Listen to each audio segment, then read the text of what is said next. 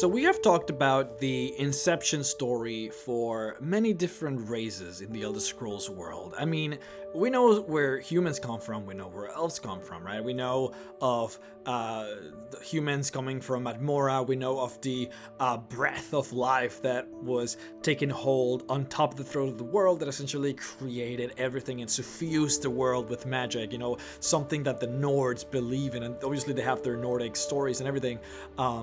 We know of the Altmer and how what the elves believe in, that they are literally descendants from the Daedras themselves, that the Daedras lost their divine power and came down upon the world, and then they had to reproduce and essentially became less and less evolved until they eventually became the elves.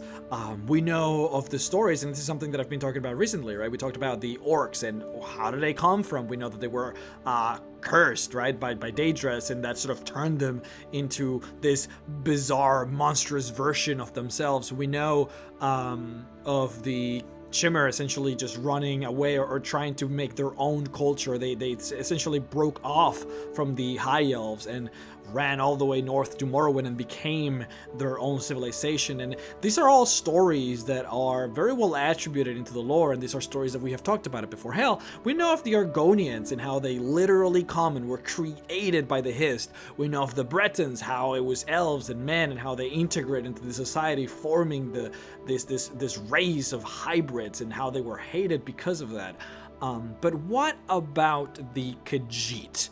We haven't really talked about them, and honestly, they are sort of casted upon the side. I feel like some people don't see them as important, and I love the inception story of the Khajiits because it's, first of all, it is very simple. It's essentially just a collection. It's a story that is told, a collection of, I would say, 2 or 3 stories, very, very simplistic in nature, but it's also sort of comedic in a lot of ways.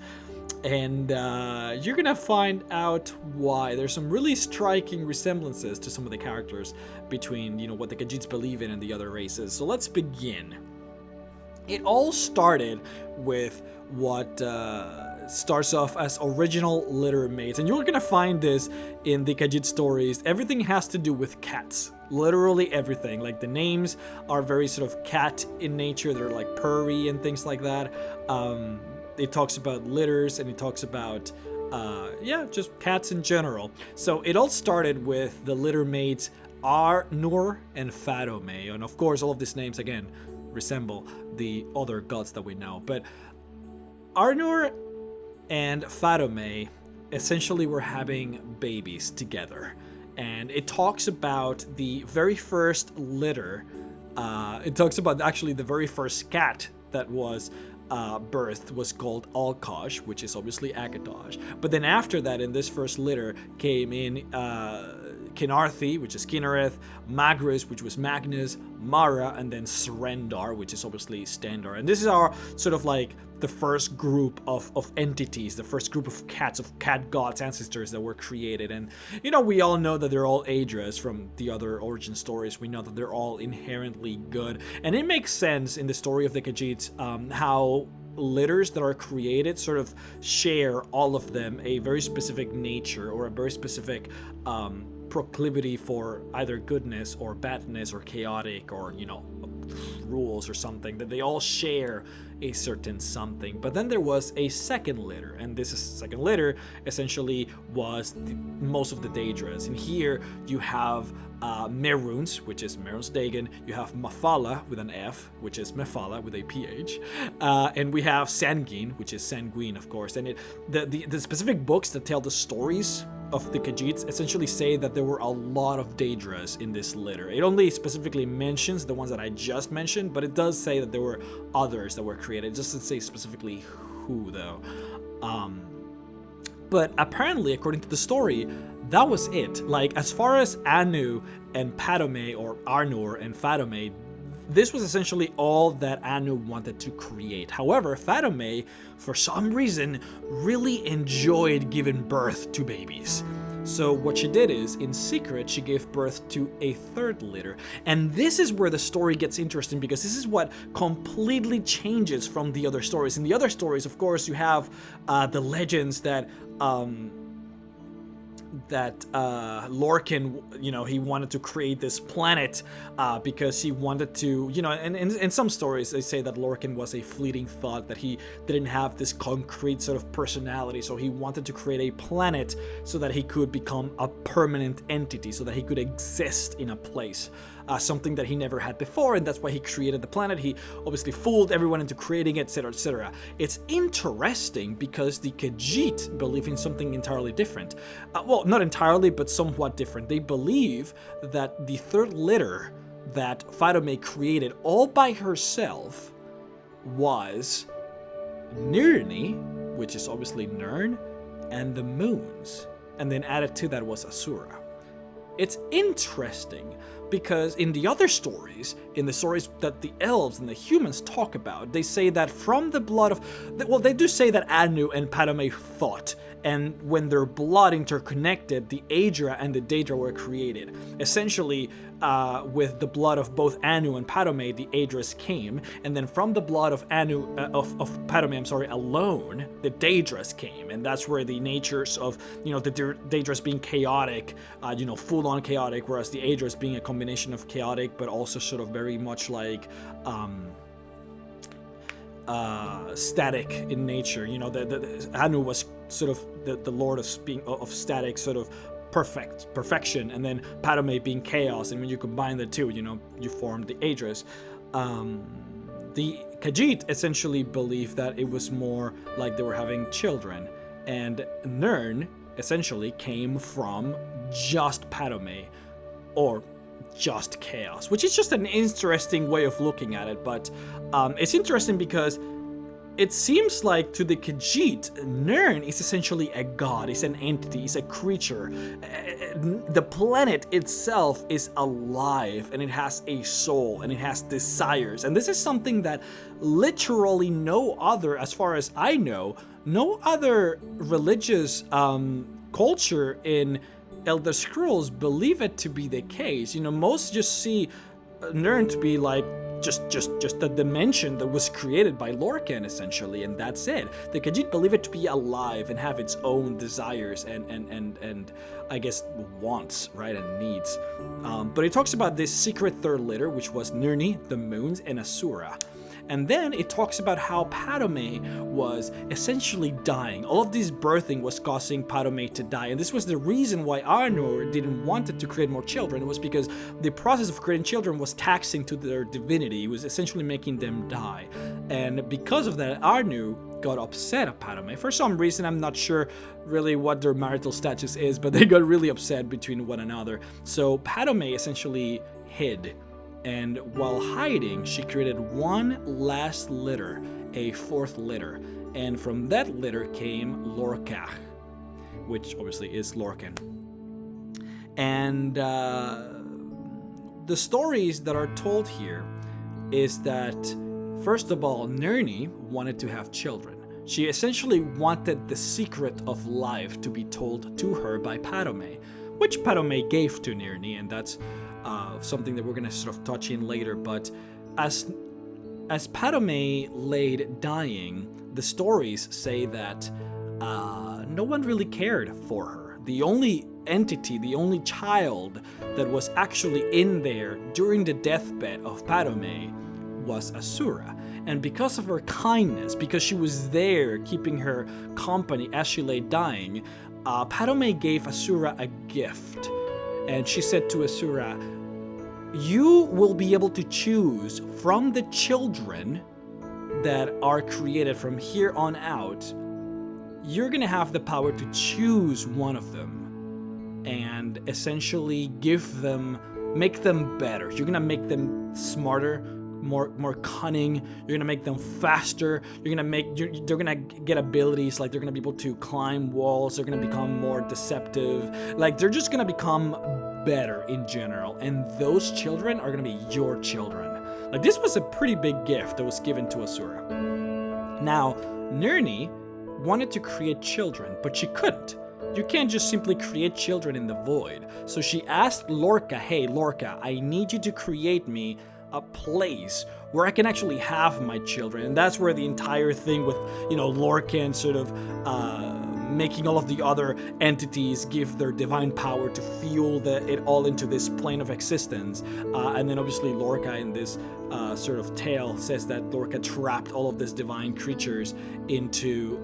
It talks about the first litter. So every entity, every cat, every glorious godly cat that came from the first litter was essentially trapped into this plane of existence, which was, I guess, Nirn, right? And then the second litter, which was the Daedras, essentially they saw it coming and they left, so they were not trapped inside.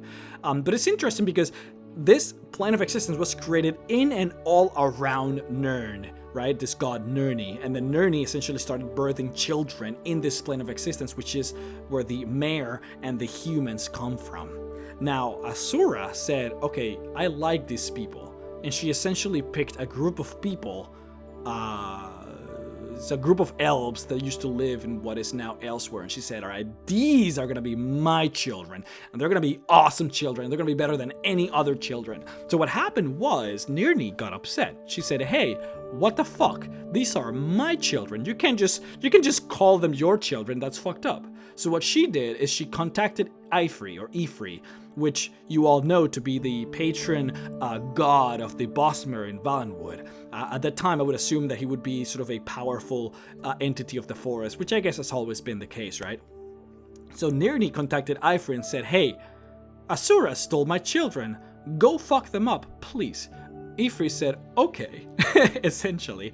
So what Ifri did was she essentially decimated, completely obliterated the forests of elsewhere and made all that land into a desert. And then whatever forest remained essentially turned that into swamplands full of insects and poisonous creatures and dangerous animals, so as to completely screw over that race. So what Azura did, since Azura loved her children, is Azura essentially gave them the power of the moon. She taught them the secrets of the moon, which they doesn't specifically say what that is, but it says that Azura gave them the ability to transform into the feline versions of what they are, essentially allowing them to transform into cats, into saber-tooths, and essentially into what we know today as the Khajiits. And I guess the whole sort of logic behind that was the only way in which this race of elves could possibly live in this desert and in this sort of swampland, was to transform them into this. And that's essentially where the Khajiits come from. I believe it to be a very interesting story in a lot of different ways, because it changes the dynamic of some of the gods very interestingly. So it definitely is contrarian to some beliefs, but it also corroborates certain others. You know, the fact that the Khajiits believe that Akatosh is the first entity that was ever spawned, which is something that a lot of different other religions believe in, you know, sort of corroborates the fact. You know, when you have two different cultures in opposite ends of the world believing the same thing, it's probably true, right?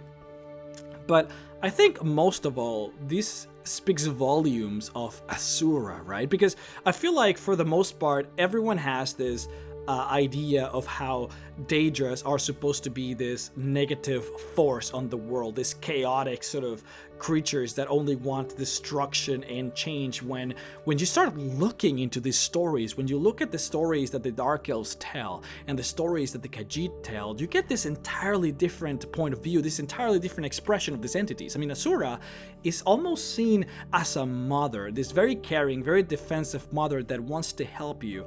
And when you look at the Dark Elves, for example, the Dark Elves see Azura as this god where they can sort of commune with, they can speak to her and essentially ask her about guidance, and she gives that guidance. She's seen as this communal spiritual leader for the Dark Elves. She was essentially the goddess that taught them how to be who they are. When the Chimmer broke off from the Altmer to become their own culture, they were essentially suffering from an identity crisis. They didn't know what they wanted to be. They didn't know how to be different, how to do their own thing. And that's essentially what Azura gave them, this ideal, this identity, this source of like, okay, this is who you are. And this is cool, right? Because the humans have always had this very like taboo idea of Daedras. You can't venerate Daedras, that's crazy, you know? And even if there are good Daedras, like say Meridia, for example, that she's supposed to be this like enemy of the undead, you know, like a paladin. And I mean, we all know paladins are supposed to be good, right? even though they exist, humans don't see Daedras as a favorable thing at all, but that's completely different in the South. When you look at the Altmer and the Bosmer, like, they blatantly just accept Daedras as their goddess. I mean, we know the Bosmer believe in Hermaios Mora. We know that they believe in, you have the Khajiits with Azura, but then you have the Dark Elves, which is literally the entire Dark Elf pantheon. It's only Daedras, right? You have Boethia, you have Azura. It's very interesting how different races see these things, and it all comes down to essentially who helped you in your inception, right? The Nords speak volumes of Kynareth, and I mean, to be fair, Kynareth did so much for the Nords. Everything, honestly, most things that you see about Nordic culture comes from Kynareth. You know, that it's, and then you look at the elves, right? You look at Valenwood, you see Eifri. Eifri essentially gave the Bosmer the ability to be change them from trees and animals into elves, essentially allows them to live in the forest and gives them anything they want. You have Azura, who essentially created the Khajiit. Like, these different entities have such a powerful sort of, I don't know, grasp into these cultures. It definitely, like, when you study the lore of Elder Scrolls and when you really get in there, you start to notice maybe, you know, Aedras and Daedras, gods and Daedras, maybe there's no difference between them. Maybe it really is just history, right? Some Daedras hate other races. That's a fact, right? There's always been a massive fight between the Nords and the Orcs, you know, Malakath and a lot of the just generally Malakath against the Nords. That's always been a thing, right? So the Nords will always hate Malakath, and because of that, hate a lot of Daedras. They see them all as the same sort of creature. But the Khajiits, they don't even see them. To them, there's no difference between an Aedra and the Daedra. It's literally like, oh yeah, those were formed on the first litter, and then you have the second litter, but there's otherwise no difference. It's always interesting. That's why I love the lore of Elder Scrolls. It's never black and white. There's always that gray area. And every single race believes in their own thing, and it's just beautiful. It's just one beautiful thing. Anyways, I hope you guys enjoyed this small discussion. I've been wanting to speak about this for a while. I do love me some Khajiits, man. But anyways, see you all next time.